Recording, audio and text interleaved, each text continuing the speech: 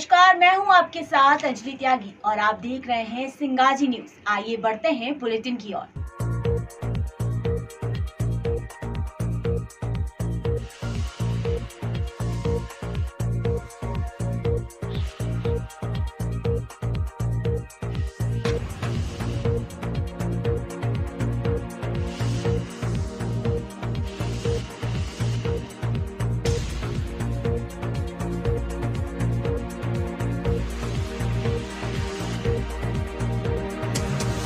से लगातार एनर्जी मिलती रहती है और शरीर चलता रहता है। मैं माँ करनी के नाम से उपवास कर रहा हूँ कि जब तक मुझे या हम सब जितने भी युवा थे वहाँ जिनके साथ लाठीचार्ज हुआ जी न्याय नहीं मिलेगा तब तक हम ये उपवास करेंगे। दादा, एक और मेरा सवाल कि अभी तक कुछ लोगों को ये ज्ञात नहीं है कि हरदा में जो घटना घटी किस कारण वो घटना घटी और इतना बड़ा आंदोलन उसने किस कारण लिया, क्या इसकी वजह रही जिसमें आपको खुद को जाना पड़ा? एक हमारे समाज के सामाजिक जी उनके साथ एक हीरा व्यापारी ने धोखाधड़ी, उस धोखाधड़ी के खिलाफ जब उन पे एफआईआर हुई, एफआईआर होने के बाद जब वो जो हीरा व्यापारी वहाँ आए तो पुलिस ने उनसे पैसे लेके साठ-गांठ करके उनको छोड़ दिया जी। उसके विरोध में हमारे जिला अध्यक्ष जी को उन्होंने बुलाया। जिला अध्यक्ष जी को बुलाने के बाद उन्होंने बताया पुलिस के जो कर्मचारी थे कि आप इनसे बात करो, जबकि उनको 2 दिन पहले लाया जा चुका था। उनकी परिवार की तरफ से बोर्ड में परिवार भी लगा हुआ है कि हमारे मतलब जो भी उनके घर के सदस्य जो भी उनका नाम था हीरा व्यापारी उनको पुलिस उठा चुकी है। तो 2 दिन बाद हमारे अध्यक्ष को बुलाया, जब उनको ये पता चला जो हीरा व्यापारी खुद ही बोल रहा है उनके सामने कि 2,40,000 में पुलिस को भी दे चुका हूँ,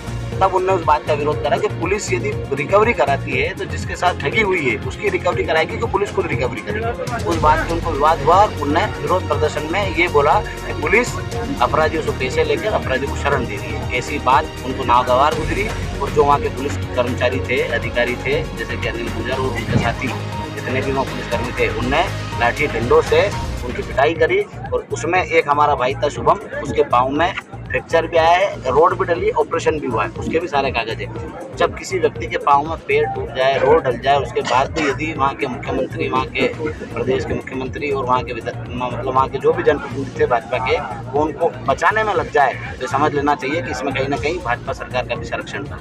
मतलब ये धोखाधड़ी का मामला था कुल मिला के, जो कि प्रशासन उसको टूल्स दे रहा था। दादा, हमने खबर के माध्यम से हमने भी खबर चलाई थी कि आपका मध्य प्रदेश के मुखिया से मिलना हुआ, उनकी तरफ से आपको क्या आश्वासन दिया गया था? ना, उनकी तरफ से जो आश्वासन दिया गया था कि हम कार्रवाई करेंगे जी। तो आज भी ऋतु दमन सिंह अपनी चौकी पे पदस्थ है, अनिल गुजर अपनी चौकी में पदस्थ है और जिन लोगों को मुझे नाम पता नहीं है, नाम इसलिए पता नहीं है कि मैं सबको जानता नहीं हूँ। सब लोगों ने अलग अलग जिसके साथ जो घटना हुई उसने बताया कि मुझे इस व्यक्ति ने टार्चर करा, वो वीडियो में भी है। मतलब ऐसा नहीं कि उसने बता दिया और हमने मान लिया, हमने वीडियो देखा फिर उसको मैच करा, फिर हमने बताया कि ये व्यक्ति है जिसने अपराध करा है। जो संविधान को जानने वाले पुलिस में आदमी लगता है तो क्या संविधान को जानता है? संविधान को जानने वाला संविधान को तोड़ता है तो उस पर तो अज्ञानी से ज़्यादा सजा मिलनी चाहिए। जैसे मुझे ज्ञान नहीं है संविधान का, मुझे धाराओं का ज्ञान नहीं है और मैं कोई अपराध करता हूं तो हो सकता है उसके बाद में अपराध नहीं करूं, पर जो जानने वाला है, जो उसका पालन कराने वाला है, वही संविधान के नियमों को ताक में रखकर इस प्रकार की बर्बरता करता है तो उसके ऊपर किस प्रकार का एक्शन होना था और आज क्या एक्शन है। दादा, अभी 40 IPSओं की लिस्ट जारी हुई है जिसमें एक ASP वो भी थे, उनका ट्रांसफ़र कर दिया गया है, तो इस विषय में आपका क्या कहना है? सजा होती है?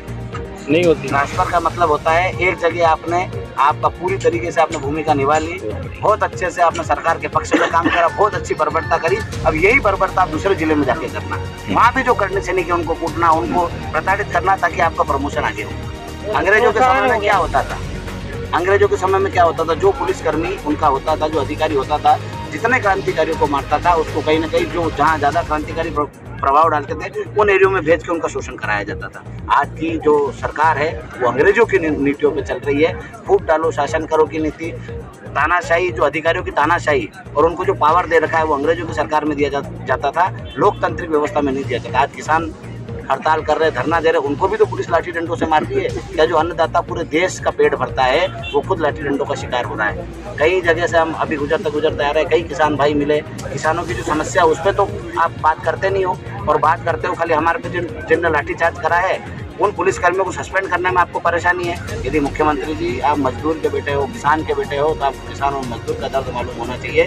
जिस प्रकार से आज बिला मोजत की वजह से पूरी फसलें बर्बाद हो गई, दूसरी फसल बोने के लिए लोगों के पास पैसा नहीं है, खाद खरीदने के लिए पैसा नहीं है, और खाद भी कहाँ से खरीदना, उसको सोसाइटी से नहीं मिलेगा, उसको ब्लैक में खरीदना पड़ेगा। क्योंकि जो ब्लैकिंग कर रहे हैं वो कौन है? ये आपके प्रशासनिक अधिकारी है जो चोरी चकारी करके उस खाद को बेच देते हैं और आम किसान परेशान होता है। दादा, चौथा स्तंभ देश का मीडिया को कहा जाता है। आप ये मीडिया के माध्यम से न्याय यात्रा के आप सरकार को क्या संदेश देना चाहोगे? ये खबर आपकी पहुंचाते हैं तो आप आग्रह करता हूँ जी कि जिस प्रकार से एड और जो भी व्यवस्था सरकार करता है वो हमारे पास नहीं है। हमारे पास खाली ये एक है सत्य, और यदि आप सब मिलके सत्य को बताओगे, सत्य को चलाओगे, तो हम कहीं ना कहीं न्याय पालेंगे और जो सरकार की गलत नीतियां हैं वो उजागर होगी और हमें न्याय मिलेगा। खाली हम मीडिया से ही चाहते हैं कि हमारे पास देने के लिए कुछ नहीं है, हमारे पास देने के लिए समय है, समर्पण है, वो हम दे रहे हैं। हम कहीं से कहीं गलत नहीं है। आप जितने वीडियो चेक करना वो कर लेना, मीडिया खुद इसकी तफ्तीश कर ले कि क्या हमारी गलती थी वो जो कांड। ठीक है, बहुत बहुत धन्यवाद आपका मीडिया से संपूर्ण बात करने के लिए।